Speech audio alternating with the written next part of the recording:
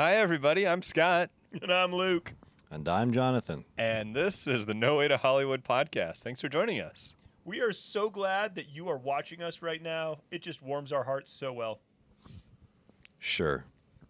And Adam, thank you for your comment. We appreciate you, buddy. Yes, thank you. Adam? Who's Yeah. Who's Adam? Like we don't know. Like it's a person who we don't personally know who stumbled upon our podcast vlogging thingy here, watched it, and left a comment. So thanks. Thank you. I believe he does reviews of older movies and Blu-rays and stuff like that. Oh, man. So he even knows things. That's pretty cool. So if you're watching this and you want to see reviews of older things like that, check out Adam's page. Just realize that comment happened 2 episodes ago because there's an episode in between. Yeah, I know. It's been a while, Sorry, everybody. Well, tonight we're going to get back to our list of AFI's top 100 movies, and we will just kind of go on from where we left off. Which is from the bottom. Not the very bottom. We were climbing our way on up. Where are we at now? We're at number 80, gentlemen. How do you feel about that? Octogenarian? Wait, what is that? Yeah, that's it, right? Octogenarian? Yeah, something like that. Stranger. Okay. With that note, number 80 is The Apartment. Yeah, that's what I thought. Yeah, there's a movie. That's what? I mean, I've seen parts of The Room. Is The Room the prequel to The Apartment? And while No. I have seen No. clips from The Room, I've also seen Room. So, but...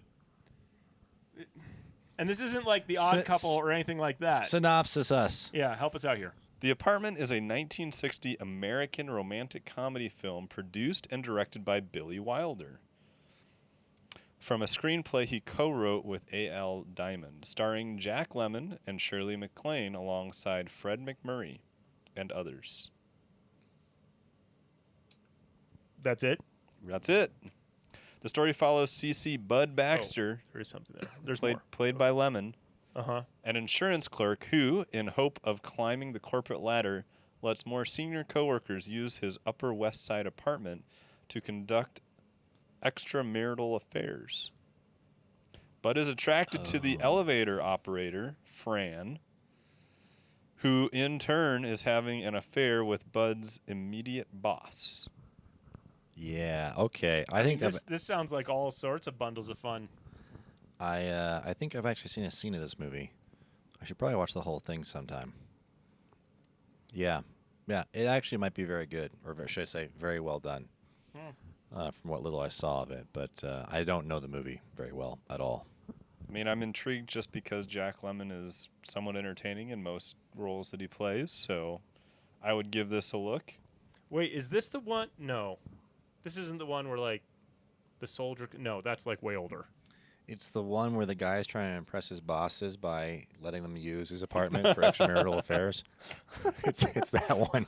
Oh! Yeah. That one! Yeah, it's that one. He gets attracted to the elevator operator. Oh, is her name Fran? Yeah. Oh, Yeah. oh, Fran. Yeah, that makes sense. Yeah. All right, number 79. Isn't the girl in Strictly Ballroom named Fran? That makes way more sense. Okay, yeah. There we go. Yes. Yeah. you're right. Yeah. That is not the movie we're talking about, though. No, but that is a good movie, so, yeah. Check that out. Number 79 is The Wild Bunch. Yeah, that's about right. I mean, I think I've heard of this before. Never watched it. I assume it's a bunch of dudes who are quote-unquote wild. The Wild Bunch is a 1969 American revisionist Western film directed by Sam, I'm not going to say your name right, Peckinpah? Peckinpah. Nailed it. Peckinpah. Sam Peckinpah. Sam Peckinpah. Let's move on. The screenplay was... The Wild Bunch was filmed in Technicolor and Panavision in Mexico, notably at the Hacienda Cienega del Carmen. Nailed it. Nailed it. It is noted for intricate multi-angle quick cut editing using normal and slow motion images, a revolutionary cinema technique in 1969. I mean, from a technical standpoint, technology and doing things cool is cool. I like that. I don't think I think I've probably heard the title. I know nothing about the movie. I should have known it was a Western, but I haven't seen it. And multicam editing, it might be worth watching just to see like what was the big thing that everyone's like, Well, whoa! and slow mo and fast and yeah. But multicam angles And shooting in both Technicolor and Panavision, like that's kind of fun. sounds. Yeah, like but a lot. like it's I don't know if like your claim to fame as a movie is like, hey, we use technology. That's true. Like that's cool, but like, what else about your film? They don't even really mention the synopsis for this film. They just talk about all its achievements. And just to be clear, I like achievements in filmmaking. Like I actually do. like that. That is fun and that is cool to me. Yeah. But I also enjoy watching movies. So maybe. I mean, like The Matrix has lots of groundbreaking I know. technology, and So cool. It's very And good. Also a lot of fun. But it's also a really, really well done story and movie. And It's I'm not pretty just sure that if you look it up, technology. they're not like, hey, bullet time. But will they in 100 years? No, that's a good point. I don't know. But like, hey, this was a bullet time movie, not the movie where like Neo and stuff. Or will we not have movies anymore because there's just no theaters and there's no movies, and now we're doing holograms in our minds. That's still motion pictures, right? I don't know if it's in your mind. Is there any pictures being moved, or is it just is it motion minds? Beats me. Let's move on. Which brings us to our next film at number 78, which is Modern Times. This is one I've actually Yeah, I've seen seen. this one too. Oh yeah, this is Charlie Chaplin. Yes, sir. Yeah, and it's all about the machinery of society and like the upper class and the lower class and who keeps the machine running and all that kind of jazz, right? With a little bit of slapstick humor Of mixed course. in, Yeah, it's which Charlie is Chaplin. delightful. Yeah. Do I remember the movie? I remember one scene from the movie. Is it the one that's iconic because they play it all the time, which is like he's fixing the gears while on the gear? Correct. Yeah, that's That's the one. Mhm. Jonathan. I have not seen this film. I don't think I've seen little bits of Charlie Chaplin stuff. I've never really watched a Charlie Chaplin film. Well, maybe this could be the one you get to watch someday then. This could be the one that I get to watch. That's See, true. It's interesting though, because in my mind, like this movie and the themes like really connect with like Metropolis or whatever. Mm-hmm. And so I'm like, Metropolis, not something I've these seen a are bit kind of. of different films, and so like I'm having a hard time separating out scenes in my head right now. Fair enough. Fair enough. There's the one that's kind of funny and lighthearted. That's the Modern Times one. Oh, There's okay. the one with it's not lighthearted. That's Metropolis. Yeah, and then Metropolis has a lot of crossovers to like Brave New World. I feel like so. Sure. Yeah. Okay. Fun. All right. Cool. All of a sudden we're getting serious, from comedy to serious. I mean, that's the best kind of comedy. Is it? You decide. Leave a comment. Hit that bell. Number 77 is All the President's Men. Yes. This is like the scandal, the newspaper, Deep Throat, that whole Watergate. Correct. Yeah. No, that was well done. That was well put together. Yeah, I had a good time watching it. Robert Redford Correct. and Dustin Hoffman. Dustin Hoffman. Yeah, it was Dustin. Yeah. I knew that you were thinking about Dustin. Yeah, I was also confusing him with Al Pacino, so I'm a good film guy. Best film student in the world over there, gentlemen. I haven't seen this film. I haven't seen it either, but this is certainly one of those films that I think I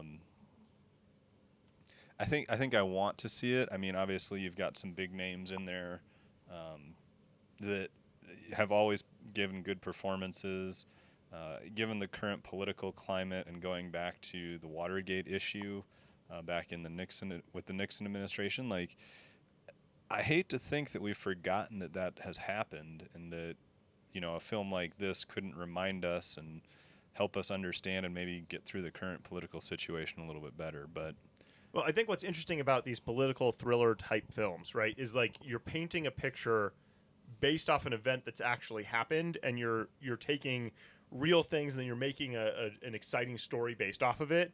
And it's an interesting way of learning history through the lens, the very specific viewpoint of the person who's making the movie, kind of like The Big Short, which I very much enjoyed.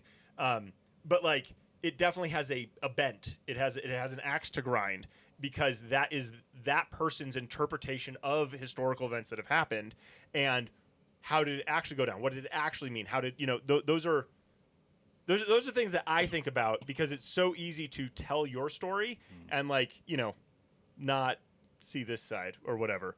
The other thing that's interesting is trying to see how does this fit in the larger context of things, because it's so easy for outrage culture right now to be like, I am so angry about this thing, and then you're like, okay, but like, what else has gone on in this same arena, and how has that played out? I don't know. These are the kinds of things that I think about. But yes, I enjoyed the movie. It was fun. It was fun. It was fun in the way that it was, right? Like it's a good like it keeps you going kind of story. Yep. I'd watch it because of Dustin Hoffman. Everything else is sort of whatever. I've heard the movie's title a bunch of times. That's the other reason. So really, I've heard that title a bunch of times, and Dustin Hoffman. That's why I'd give it a shot. And if Al Pacino was in it, if Al Pacino was in it. Would it be better I or wouldn't- worse? I wouldn't No. watch it. No. I'm not anti-Al Pacino, but Al Pacino and Robert Redford and some Watergate thing, I don't. Dustin Hoffman, I'm in. All right. Let's move on. Coming in at number 76 is Forrest Gump. yes, that was a movie. I watched a video essay on it, and I was like, the video essay made more sense than the film to me. But that's because I don't think okay, it's symbolism, right? It's like a metaphor. It's like all these, and I'm like, I don't do that kind of stuff. So like from a straight story standpoint, whatever. There's some really good lines in it. Yeah. Video essay link below. I have seen this film. It's Forrest Gump, and I kind of grew up with it to some degree. I don't recall thinking much about the symbolism, or it talking about something greater or bigger than the story of this guy who just happened to be a part of everything in America. For Every important event thing. for like 50 years. I must have drunk me 13 Dr. Pepper. Had to pee. I gotta I've pee. got to go pay. Yeah. Yeah. Life Got is me like invested a in some box kind of of fruit company. chocolates. You never know what you're gonna get. This movie is fun to quote. This movie is very fun to quote. I haven't watched it in a while. I wonder how well it holds up for me. But I do think that it is one of those things where, if you don't have a tie to all that Americana or that time, do you care? Is it still a good movie? Maybe that's my problem. This is one And of the those symbolism. movies that hits on a lot of different points in time and history, right? And there was so many things that I hadn't experienced in my life where basically, I know about it because my parents were telling me the stories, or I was reading about it in history books or something like that. So, there is an element of learning that you do in this movie that you're like, oh, okay. There's a lot of pop culture references as well, of things from the past that kind of pop up. So I mean, it's interesting.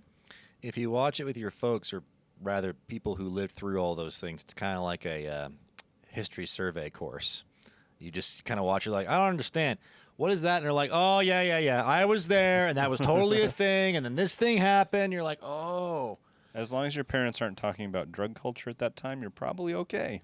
If they are, you know, They really experienced it. they experienced it, and maybe you are still experiencing their experience of it. I don't know. This movie, in a lot of ways, like, it feels very much like Doctor Strangelove to me, where it's like, if you don't have, like, if you're not in that mindset, like, you experience the movie very differently, because it's just the story of this guy who overcomes challenges because of his heart and all, like, he's got a big heart. And But like, just take a second.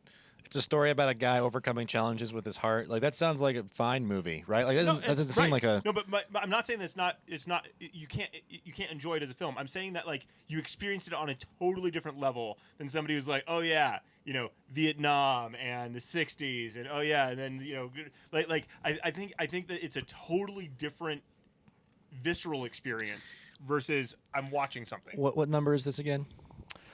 This is number 76. There are better movies above it. That's all I'm going to say. There are possibly better movies below it, but this is also one of those movies that I think you have to give props to Tom Hanks on and his acting job, because Tom Hanks is a pretty smart guy, and yet you really do believe him as this haphazardly not the smartest guy in the world, but always ends up Simple. being the smartest guy. Simple is as simple does, Mama always says. Life is like a box of chocolates. I already said that quote. You can't say it again. You never know what you're going to get. Let's move on. Like the same chocolate. You didn't see that coming, did you? All right. Number 75 is In the Heat of the Night. Wait, which one is this one?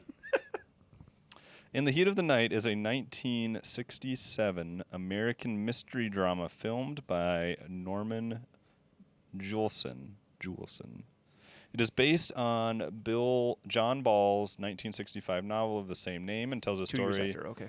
of Virgil Tibbs, a black police detective from Philadelphia, who becomes involved in a murder investigation in a small town in Mississippi. It stars Sidney Poitier and Rod Steiger, and was produced by Walter Mirisch. Well, yeah, I mean Sydney. You know, like sure. Yeah, but I can't say that I don't think I've heard of this film. Not really. And Yeah. I also, from the synopsis at least, don't have much of an interest because it sounds very basic crime story. And I mean, I have no idea how good or bad of a crime story it is. It just sounds, I mean, from the synopsis, it just says, hey, crime story. Cop gets involved. Cool. Well, a black cop in 1967 in the South. Right. So Okay. yeah. So yeah, where are they going with it? You know. Yeah. Although I like sneakers, so you know, that has like a scene related to that topic. What? Yeah. You ever know why? I never told you why I got kicked out, did I? Yeah, okay. That movie's great. Sneakers. Check it out. But not on the list. What's next? Number 74 is a film we've all talked about recently, The Silence of the Lambs. Ooh. That's a movie. Have you seen the movie? Yes. Did you like the movie? I think I liked it more than I thought I was going to, right? Because it's like I don't tend to go for like the horror thing, but like it's more psychological thriller, Yeah. right? And it's like that's okay, you know. Yeah. I mean, it is pretty horror though. Right, but then I got confused with Hannibal, so now I'm like really confused, you know. Hannibal is not as good. Yeah, but by see, a this long is shot. where like my brain just like I don't know. There is part of me that wonders why they decided to make prequel and a sequel to this so long after it was originally out, right? I feel like that's the bankrupt idea problem that we run into every year with Sure. Hollywood, right? We have a great movie with some great characters that we want to revisit because we know we can make money with them. And look what happens. Interesting. What's the 74 you said? 74. I mean, it's a good film. It's a very well done film. Yeah, I don't know. It's one of those where we've been talking about it recently. It's October, and so we're talking about, you know, what movies maybe we want to watch. And I was mentioning that we've got a movie night group, and I'm pretty sure we wouldn't get it through because it's too graphic and too hardcore. Well, let's remember, we talked about this film in our podcast in the episode about disturbing movies. Exactly. It is disturbing. It is not. Yeah, there's a lot of stuff that you can. If you are an adult and you understand what's happening, it's pretty freaky. But it's a very well done movie. It's got some really good character depth and exploration and obstacles that are more, psychological obstacles along with external symbolic obstacles. And And there was an interesting video essay on opening shots in films and like dragged so much imagery and meaning out of the opening shot, and I was like, oh, well, maybe. But it's it's like it's like honors English in high school where they're like, these blue curtains mean this, and you're like, or maybe they were blue. I don't know. Like, it's hard for me to tell how much is actually intentional versus like, are we reading into it? But it was very interesting. I thought it was very fascinating. So if I can find that again, He'll link it below. To know what he's talking about, maybe in depth, you could check out the video essay by Pony Smasher about making the movie Shazam, because that tells you exactly what he's talking about. that was very fun. It's very fun, very very good insight there. Link All right. below. Moving on to number 73, we have Butch Cassidy and the Sundance Kid. I've heard this is a really good movie. I have not watched it. I actually own this movie, and it's one that I've watched. Wow. I know. It's a movie I own that I've watched. And it's a movie that you might be the only one here that's actually seen it. Wow. Okay. Well, too bad I don't remember. Man, my brain is not doing well tonight. No, I think it's enjoyable. It feels long, but that's because everything feels long to me. Yeah. No, they've got some good stuff in there. They've got some good stuff. Again, Robert Redford. Man, that guy. People seem to like him. Yeah. There you go. Maybe he's a good actor. I don't know. He can and be. it's Robert Redford and Paul Newman. yeah, Paul Newman. That's right. Yeah, so they're going around doing stuff. It's got a the way they end it is very interesting. You know, it's we're gonna go out in a blaze of glory, and so it's like you jump out and then they just freeze frame. Like you don't actually go through it. You just go. You just start it, and that's an interesting way to end. You know, kind of like you're following these guys doing their stuff, and then it's like we're just gonna stop right here, and that it's interesting. Spoilers for the movie that is how old? Oh, you're going to make me look that up. 1969. It's real old. But yeah, I interesting. I've heard, like, I just took Aaron Sorkin's masterclass. He likes that movie a lot. Well, and what's cool about that movie from a writing perspective is they talk about the unfilmables. I think that was Yes. Yeah, Yeah. you're talking about he has like the blonde hair or the sandy Yeah. blonde hair, and if you saw him, you would know this. right. And so apparently in the script, it's like Butch Cassidy is a guy that everybody would say is blonde, even though he's a brunette. Like that's what the script says.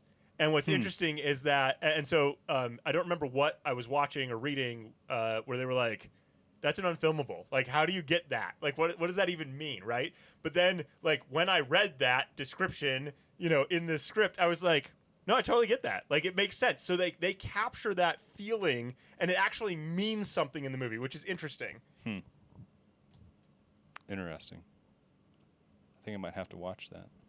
Well, I got it, so we could. Sweet. All right. Number 72 is The Shawshank Redemption. Oh. That's a good movie. This is actually a movie that one of my film student roommates from college claims is his favorite film and would put it number 1 on the list. Well, that's wrong, but that's interesting. It's very interesting. I mean, it's a good movie, you know. It's a well done movie. Yeah. I mean, there's some rough stuff in there. Oh yeah. I didn't remember, like, I knew that it was hard on him, like that he was in prison and that there was like ugly stuff that going down, and then I watched it older and was like, oh no, no, that's not cool. Yeah. That's real bad.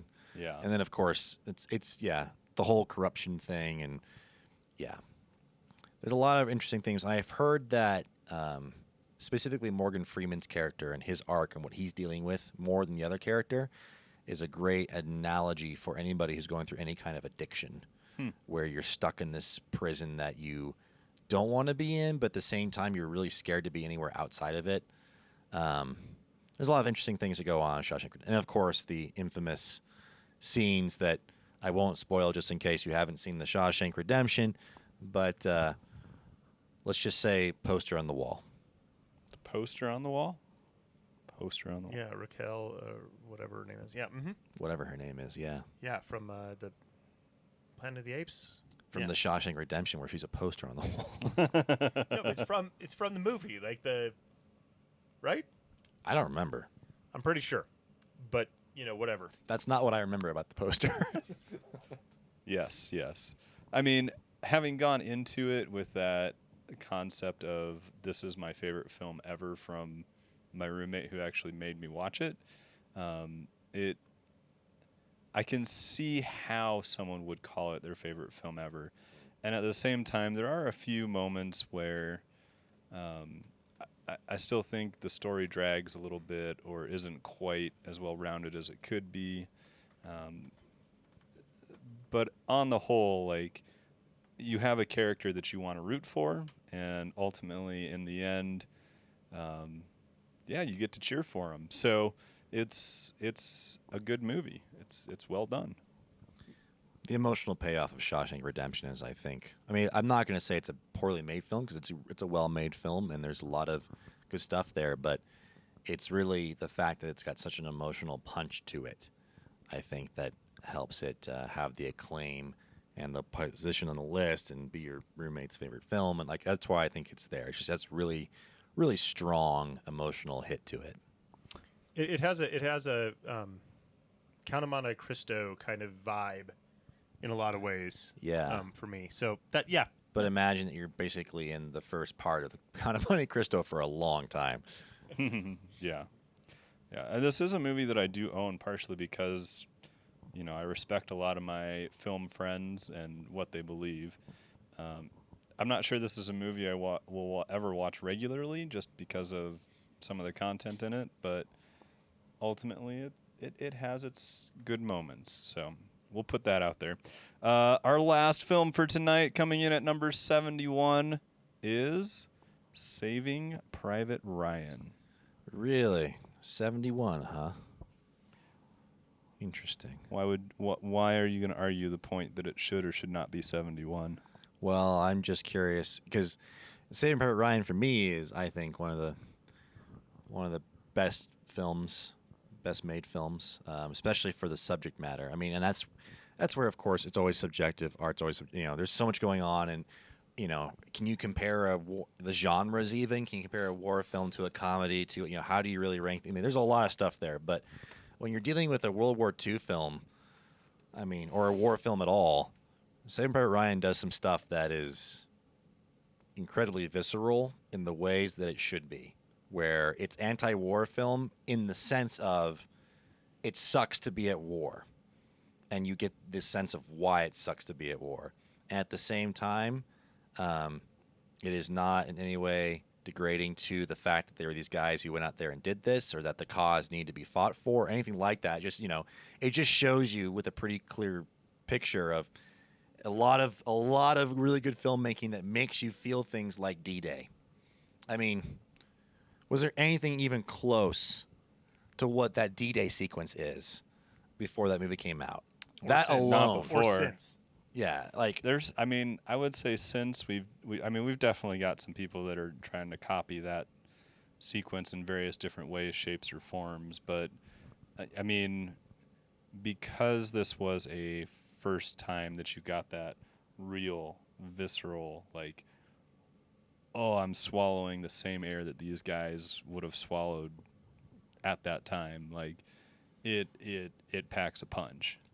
I should probably rewatch it. I've seen it once in the theater, and I think 15 minutes into the film, right? Like it's been 15 minutes, maybe 20 minutes into this movie, I like turned to my friend who I was seeing it with, and I was like, "Is this the whole movie? Like, is it 3 hours of this?" And he was like, "No, this is just," but like it just keeps going, and it just keeps hammering you. Like it is brutal. And honestly, with how intense that first section is, I do not remember a lot of the rest of the film. And like I know that there's some things that go on, like there's a sniper and there's some other story elements in it. But ultimately, like because of how intense the beginning is, I felt like the end was a major letdown. Well, I would totally disagree with you there. That's fine. And the reason I would do that is because, and that's why I think you should watch it again. For me, the end hits harder because the beginning is hitting you hard because you're getting introduced to war and what it's like to be out there. And so this ain't gonna pull any punches. This is gonna hit you.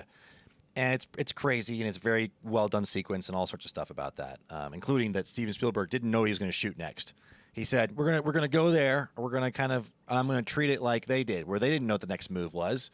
So we're gonna shoot this today, because that's the thing we're coming up with, and we're gonna have in the chaos of it at the same time going towards an objective. And anyway, beyond that sequence, which of course everyone remembers, the movie is a well done movie about a group of characters and their mission and like the symbolism of it all, and you get into the characters. And so when you get to the end of the film, for me, the end is way worse, because it's people I know.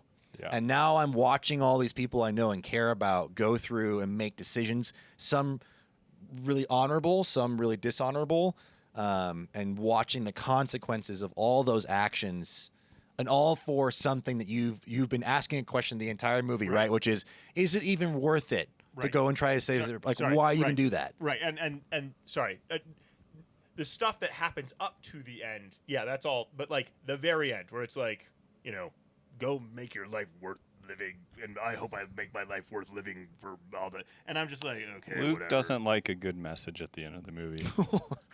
No, I do not. I hate good messages. What? I don't know. I can see that might be a little off for you. I can see it's a little off for you. I think it hits very strongly for others. Clearly, yeah. Yeah, and it's one of those things where it's an impossible request, right? Like, there's always things that kind of go into it. It's like, why are you asking that of him? He can't do that. Don't put that on him. That's a burden he can never ever overcome. And at the same time, it's not about that. It's about here's what's gone into all this. A lot of thought's gone into this, and you have an opportunity to live a good life. Just live a life. Live a good life. Don't go off and do something stupid. A lot of people had to do a lot of sacrificing to get you this opportunity. So, yeah, and it's allegorical in some ways, like symbolic, right? I don't like that. Aren't we pretty much Private Ryan? Like this whole idea of like the generation. Yeah, I know. Yeah. Yeah. I can't deal with that. Okay. Yeah.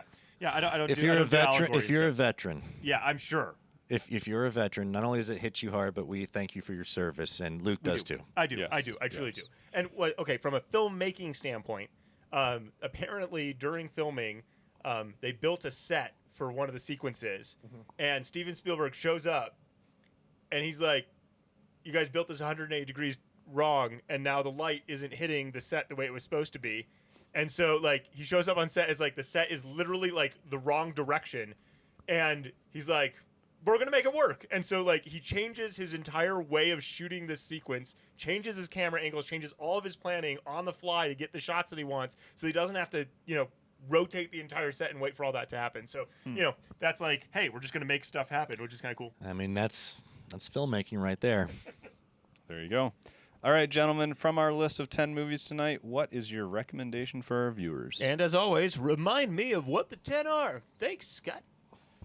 The Apartment, The Wild Bunch, Modern Times, All the President's Men, Forrest Gump, In the Heat of the Night, The Silence of the Lambs, Butch Cassidy and the Sundance Kid, The Shawshank Redemption, and Saving Private Ryan. It's interesting, this band has a very similar feel for like most of the films for me. Like, it's got a it just has a certain like mood. It almost feels like to me. It feels like we're jumping back between 60s and 90s. Yeah, but that's very interesting. So I'll go with All the President's Men. I've only seen it maybe once, but like I'll go with that one because I know Shawshank is out there too. So there you go. I'm kind of cheating. If you want more of a horror thing, 'cause it's October, Sounds of the Lambs is totally your jam right there. That's a well done movie if that's where you're at. If you can't handle disturbing content or you don't like horror or whatever, then don't watch this other one, which is Saving Private Ryan, which has got a lot of disturbing content, but is really good. And has been one of my favorite movies in past years. So I would absolutely recommend Saving Private Ryan. Okay. I'm actually going to go with Modern Times as a standout from this crowd. I think that it is just a great example of, I mean, for as much as it is a comedy set in the silent film era, as much as the humor is very slapstick and enjoyable, it is also the film that makes a statement in a good way. And normally, I shy away from films that are trying to make especially political statements, but I think this one just has a lot to say in a lot of different areas. So it's definitely worth seeing. And like I said, you're going to enjoy it because Charlie Chaplin does a good job with it. So that's my recommendation is Modern Times. Well, thank you for joining us. We hope you catch us next time, and be sure to leave a comment below so that we can say hi to you. And hello. Bye. Goodbye.